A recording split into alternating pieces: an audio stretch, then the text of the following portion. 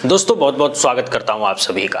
आज देश की संसद के सांसद चंद्रशेखर आजाद की एक शानदार तस्वीर सामने आई है। दोस्तों आपको बता दें कि इस समय संसद का शीतकालीन सत्र चल रहा है, लेकिन हैरानी की बात तो ये है कि ना तो प्रधानमंत्री मौजूद हैं और ना ही विपक्ष के नेता राहुल गांधी मौजूद हैं। दोनों इस समय विदेश दौरे पर हैं। प्रधानमंत्री नरेंद्र मोदी 3 देशों के दौरे पर हैं, तो वहीं पर राहुल गांधी जर्मनी के दौरे पर रवाना हो चुके हैं।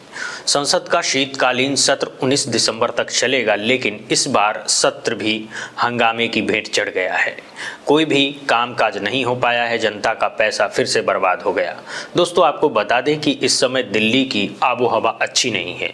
दिल्ली इस समय गैस चेंबर में तब्दील हो चुका है। लोगों को सांस लेने में दिक्कतें आनी शुरू हो गई है। वहाँ की हवा इतनी ज़्यादा जहरीली हो गई है कि लोग बीमार पड़ रहे हैं।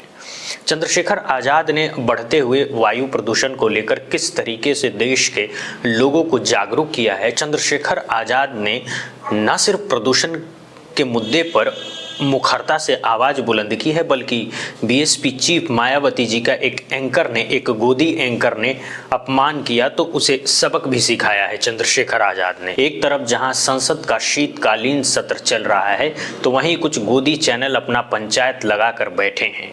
ऐसे ही एक पंचायत नोएडा में लगाई गई और उस पंचायत में चंद्रशेखर आजाद को बुलाया गया, अखिलेश यादव को बुलाया गया। जब चंद्रशेखर आजाद को एक चैनल पे बुलाया गया तो चंद्रशेखर आजाद से मायावती जी को लेकर सवाल पूछा गया। और आपको बता दें कि जब भी चंद्रशेखर आजाद का इंटरव्यू कहीं होता है तो उसमें बहन जी का जिक्र ना हो, ये भला कैसे हो सकता है।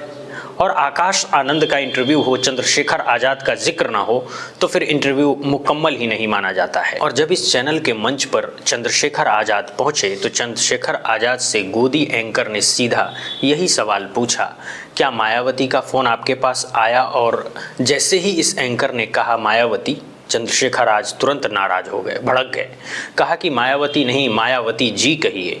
उसके बाद इस एंकर को ये बोलना पड़ा मायावती जी। तो चंद्रशेखर आजाद बाकी बहुजन नेताओं से इसलिए अलग हो जाते हैं क्योंकि वो बहन जी की रिस्पेक्ट करते हैं।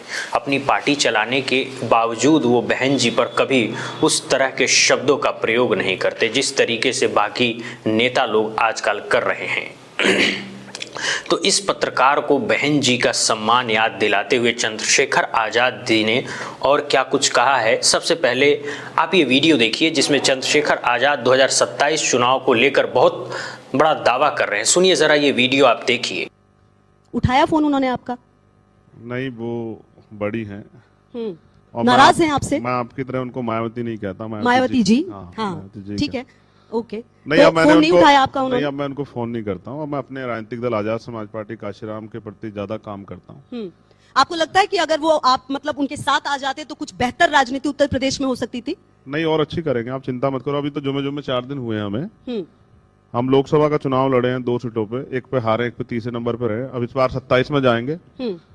27 के बाद आपका मंच होगा इंडिया न्यूज का, आप अपनी बात सवाल पूछेगा, मैं जवाब दूंगा। आजाद समाज पार्टी बड़ी पार्टी होगी उत्तर प्रदेश की। दोस्तों आपको बता दें, इससे पहले चंद्रशेखर आजाद ने कई बार दावा किया था कि उन्होंने मायावती जी को फोन किया, लेकिन जब फोन किया तो उन्होंने फोन नहीं उठाया। इस तरह की बातें वो पहले करते थे और जब इस मंच पर वो पहुंचे तो यहाँ भी वही सवाल उठाया गया, क्या मायावती जी का फोन आया? तो चंद्रशेखर आजाद ने अब कहा कि मायावती जी का फोन नहीं आया और ना ही ये बहन जी को अब फोन कर रहे हैं। अब इन्होंने भी बहन जी को फोन करना बंद कर दिया है। कहा जा रहा है कि बहुत बार कोशिश की गई, लेकिन जो बीएसपी के नेता हैं वो बार बार ये कहते हैं कि चंद्रशेखर आजाद झूठ बोल रहे हैं। चंद्रशेखर आजाद ने कभी भी बीएसपी कार्यालय फोन नहीं किया है, कभी भी बहन जी को फोन नहीं लगाया है, वो झूठ बोल रहे हैं बिल्कुल।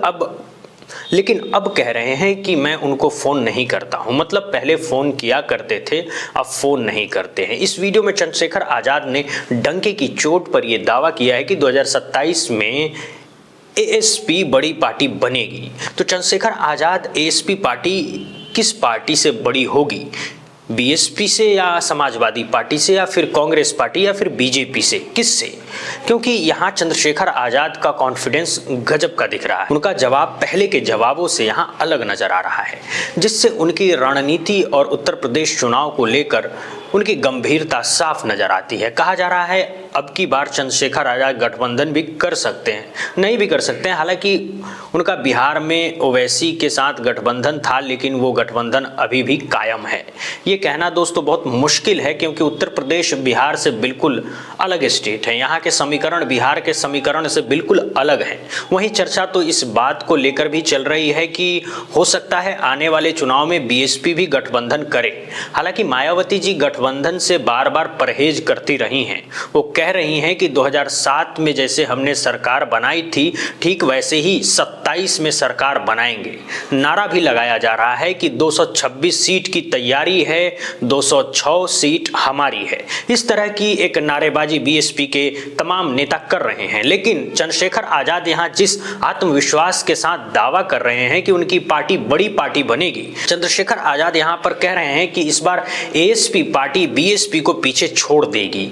ये अति आत्मविश्वास है पार्टी का। पार्टी आत्मविश्वास से इसलिए लवरेज है क्योंकि हवाला दिया जा रहा है 2024 चुनाव का। 2024 चुनाव में आपको याद होगा चंद्रशेखर की पार्टी ने 2 सीटों पर चुनाव लड़ा था, डुमरियागंज और नगीना। डुमरियागंज में तीसरे स्थान पर थे और नगीना सीट जीती थी, इसीलिए इनके हौसले बुलंद हैं। 2027 चुनाव को लेकर अब 2027 चुनाव में गठबंधन होगा या नहीं, ये भविष्य की बात है। लेकिन कहा जा रहा है कि चंद्रशेखर आजाद की उत्तर प्रदेश चुनाव को लेकर तैयारी बिल्कुल ही अलग है।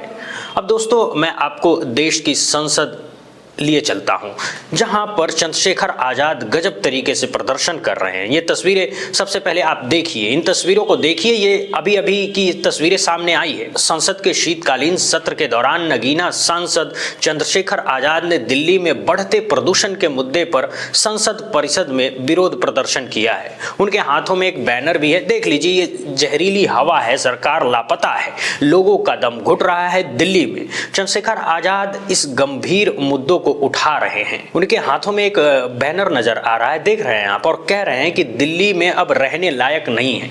दिल्ली पूरे तरीके से गैस चेंबर में तब्दील हो चुकी है। यहाँ की जो वायु गुणवत्ता है वो बहुत ज्यादा खराब हो चुकी है। आपको बता दें कि जो दिल्ली का AQI है, एयर क्वालिटी इंडेक्स, वो 500 के करीब पहुंच चुका है। और जब AQI 400-500 के पार पहुंच जाता है तो वो सीवियर कंडीशन होती है, बहुत ही खतरनाक स्थिति होती है। आप देखिए ये वीडियो।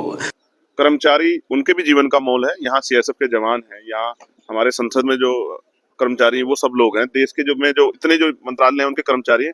आप उनके जीवन से खिलवाड़ थोड़ा ही कर सकते हो। आप आज मंत्री जी ने कह दिया, जो दिल्ली के मंत्री, कि मैं प्रदूषण नहीं रोक सकता हूँ, तो आप बैठे क्यों भाई? चुनाव से पहले तो आप बहुत बड़े बड़े वादे कर रहे थे कि आप ये कर देंगे, आप वो कर देंगे। अब क्या हो गया है?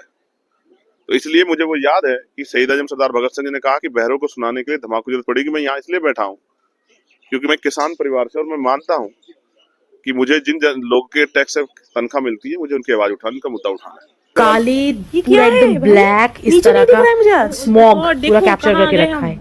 It is so scary. मैंने पहली बार लाइफ में इस तरह का स्मॉग देखी। कहा जा रहा है कि दिल्ली एनसीआर में जो प्रदूषण है वो बेहद खतरनाक लेवल पर पहुंच गया है, लेकिन डबल इंजन सरकार इस पर बिल्कुल खामोश बैठी है। प्रधानमंत्री नरेंद्र मोदी इस समय विदेश दौरे के लिए रवाना हो चुके हैं। रेखा गुप्ता AQI का जो प्रदूषण है उसे वो टेम्परेचर बताती हुई नजर आती हैं। रेखा गुप्ता का इस समय एक ताजा वीडियो वायरल हो रहा है। लोग रेखा गुप्ता का किस तरीके से मजाक उड़ा रहे हैं। दोस्तों वीडियो सबसे पहले आपको दिखा रहा हूं, ये वीडियो देखिए। कोई मॉनिटर पे करके AQI डाउन होता है क्या? और AQI एक ऐसा आपका टेम्परेचर है, आपको जो किसी भी इंस्ट्रूमेंट से पता चलता है। ट्रिपल इंजन की सरकार है, लेकिन इस डबल इंजन ट्रिपल इंजन से जनता को कितना फायदा हो रहा है ये जनता को अब समझना चाहिए। बहरहाल दोस्तों इस वीडियो में इतना ही। चंद्रशेखर आजाद जिस तरीके से 2027 चुनाव को लेकर दावा कर रहे हैं कि उनकी पार्टी सबसे बढ़िया प्रदर्शन करेगी, चंद्रशेखर आजाद आपकी नजर में कैसे नेता लगते हैं? क्या चंद्रशेखर आजाद मायावती जी कभी भी भविष्य में साथ आ सकते हैं? राय जरूर दीजिएगा। क्या इनको साथ आना चाहिए या नहीं? दोस्तों आज इस वीडियो में इतना ही। बहुत बहुत धन्यवाद।